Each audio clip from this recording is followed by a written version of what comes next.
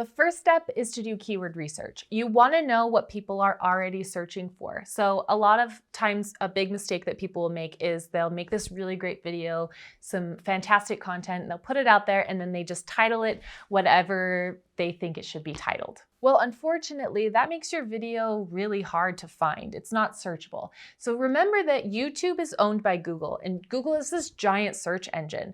So you want to find titles that are already searchable and then create your content around that. The second thing that you want to do is you want to have a really great intro. You have like 5 to 15 seconds to really hook them. And remember that next to your videos, actually all these other videos on the side that people can click to if yours isn't that interesting. So take a little bit of extra time to think about your intro and, hook your audience right away. The third step is that you want to make sure you're giving lots and lots of value throughout your video.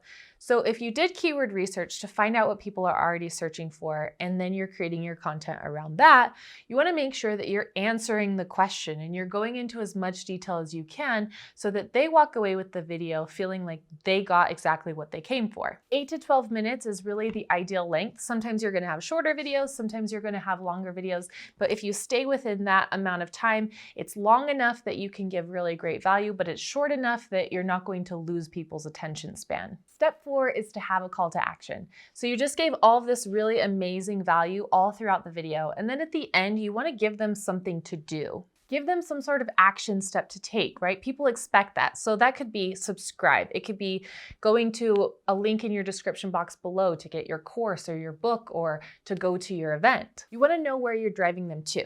Now, one thing you want to remember is that you're not selling throughout the video, right? Like the previous step, you're just giving value, value, value. You're answering the question and you're giving them as much value as you possibly can. But then as you get to the very end, that's when you get to have your little spiel of why they should subscribe to your channel or why they should get your course. It's very short, but you're giving them an action step. Some people get a little bit uncomfortable with the idea of having a call to action, like, oh, I don't want this to be a sales video. And it's not necessarily that you're selling something. If you're giving them, maybe it's a free course or a free book, you're giving them more value, you're giving them more information, even if it's a paid course, right?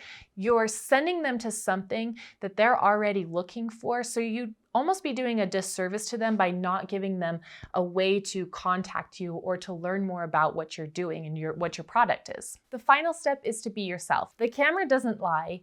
And if you're uncomfortable, then the audience that's watching you is also going to feel that discomfort and they're going to be uncomfortable.